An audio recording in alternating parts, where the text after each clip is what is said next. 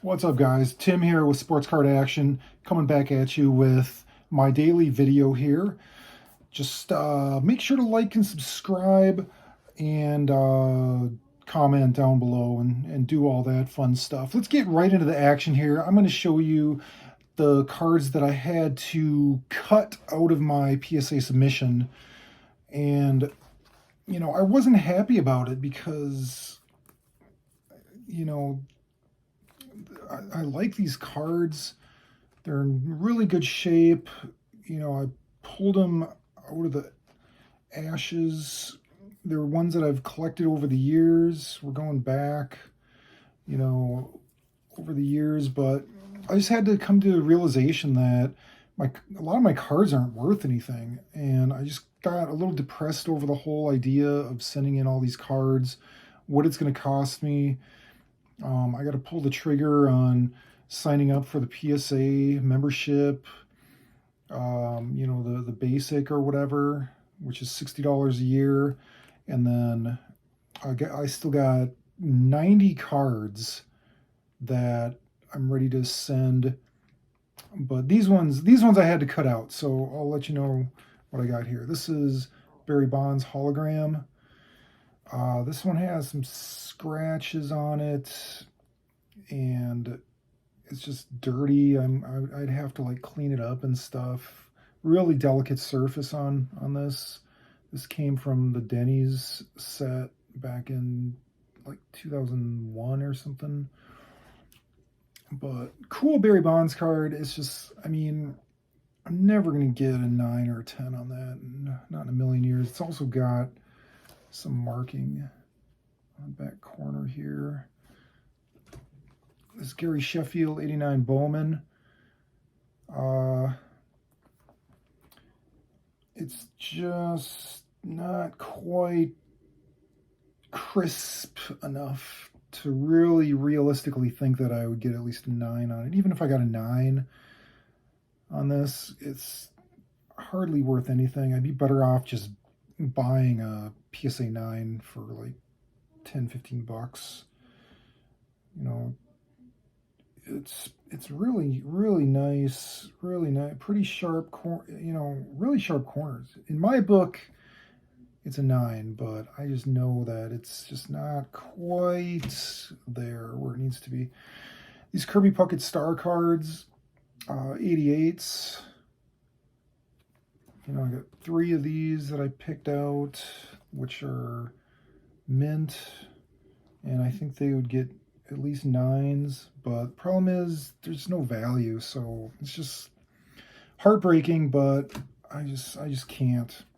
My Latrell Sprewell gold, again, nice looking card, could very well be a 9. I just don't know if I'm just like overestimating. Well, I know a lot of these cards, it's like sentimental value. I'm not under any delusion that, any of my cards are really worth anything, a lot of them. If I look through the ones I have, I got some decent cards, but these ones I think are nice and everything, but just like no value behind it. These Donruss Elites, I got a bunch of these Donruss Elites that are in mint condition. These are 2002 Donruss Elite. Really nice set, old, back in the days, like 20 years old cards that I've kept. Derek Jeter, I got a couple of these. The only ones I kept out of the set are the Ichiro, because I think it's only like a second-year card. Ichiro does not get the credit that he deserves these days. The dude got over 3,000 hits, and he didn't even get here from Japan until he was like 27 years old. And then he broke the record for the most hits ever in one season, I believe. Totally clutch, ridiculously clutch. So I like Ichiro. Obviously, I like Jeter too. Oh man, these Donruss Elite cards really nice. They're shiny. I got Greg Maddux here, really solid Hall of Fame dude. King Griffey Jr. Problem is, these are like so late in their career that the value just isn't there, even if I'm able to get 9s and 10s, which I can't even guarantee because the surface of these are probably really delicate. And who knows? These A-Rod cards were the first to get cut because I don't care for A-Rod. I think he's kind of a jerk, and obviously these don't have value. Barry Bonds, I like Bonds, but these are 02s, you know, and they're late career cards, and you can get rookie cards of him, you know, graded a 9 for like $20 or something, you know. So it's like, what's just it's disappointing because these cards, these are really nice looking cards. Look at this. This is like a refractor. Carlos Delgado, 470 some homers. But again, the value, you know, it's like, what's the point? So I can just have them, just even though they're not worth anything. Again, Griffey Jr., too late of a card. This is a 05. The value just isn't there, even though it's cool. David Ortiz, you know, these, I got to cut these ones out. I just got to, you know, Robinson Cano, Allen Ginter. I am keeping the, who do I have? That's a rookie from that year. Can't remember, but Derek Jeter, nice card. Really nice upper deck, Derek Jeter. You know, I'm almost like second guessing some of these just because I got all these legendary players. You know, nice premium sets here that are mint, that there's no reason why I can't send this in and expect at least a 9 out of it. A-Rod here, all foily with the words there on the front. The back is premium, but I'm just trying to be realistic about the value of my cards. Adam Dunn, insert card here. They used to like number things out of like 1,000. You know, that's numbered out of 1,000. Nowadays, it's like, you know, what would be the point? It's got to be at least under 150 to even. This was Frank Thomas. I didn't really have a problem cutting this out of the mix because it's a modern one. You know, it's kind of what do you call it, like a throwback. It's not from when he actually played. This is in 18. And then my basketball cards, I had to cut out because these are not rookie cards. Harden, Booker, Lillard, Butler. There's just no value in these. They're not chrome or prism or anything. They're not rookie cards. So I'm going to hold on to them. I mean, they're nice. I might consider them for a future submission. You know, these are all potentials. They're all in good shape. I've thoroughly examined all of them.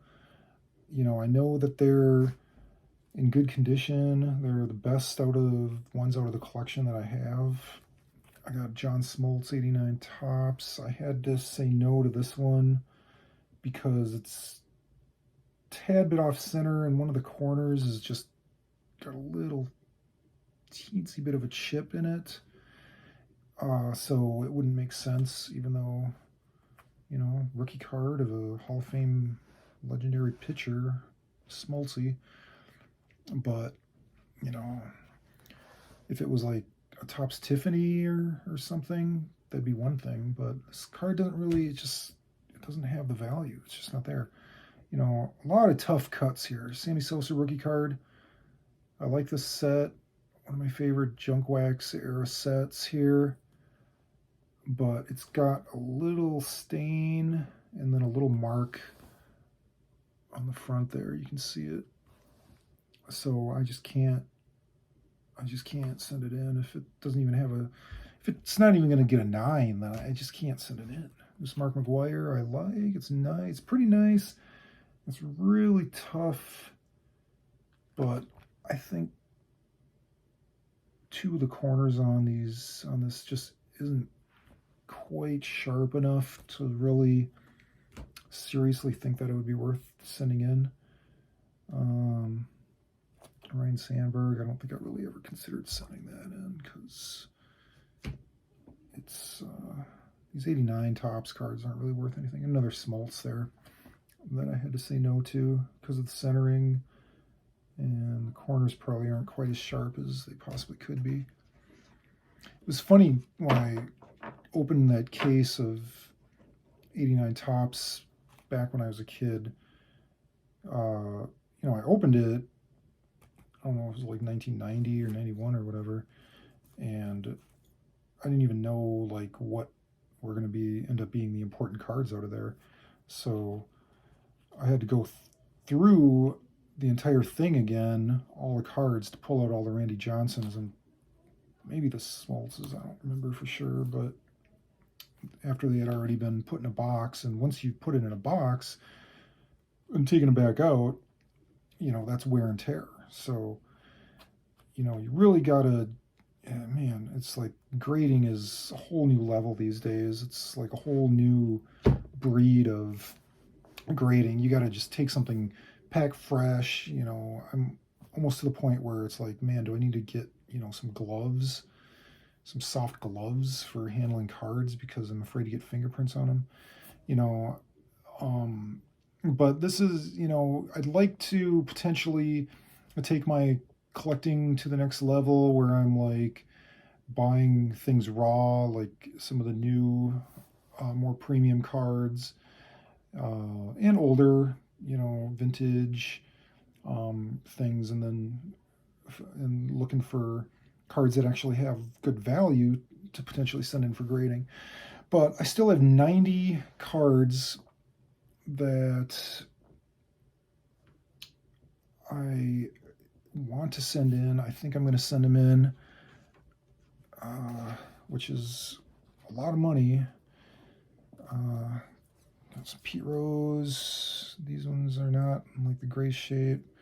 You know, I tried to pull the best of the best here. Lee Smith, Willie Mays, Pete Rose. You know, I'd kind of like to get that just so I have an 85 Rose slabbed Barry Bonds rookie. I mean, you know, I mean, these are legit cards. Palmeiro, you know, if they have a shot at a 9. Some Bonds rookies. Here I got, there's a Glavine that I think is legit. Maddox. My Jordans here. I already showed you all these in previous videos. You know, Griffey Jr. 91. This one's a little questionable just because, you know, it's, but, I mean, I got to draw the line somewhere. And 90 cards is a lot for a submission. You know, it's going to be a lot of money. I'm probably going to go ahead and pull the trigger on that, you know, get the form going. I'm going to send it in. So this will be my last video. That's it. I've shown you all my cards, and then I showed you the cuts. So I'm gonna do it. I want to do it. I want to consolidate my collection, and even if these ones don't have a lot of value, a lot of them will have value. A lot of them will just have sentimental value, but then I can at least consolidate, or be more organized, have a bunch of PSA cards, and just kind of like define what my collection has evolved to up to this point in my life, or after, you know, over 20 years of collecting, and kind of just what I've been able to come up with over the years, and what the final result is. So that's it. Like I said, you keep watching. I'm going to keep talking about how to build wealth through collecting, sports card collecting. So we'll just go from there. Thanks a lot.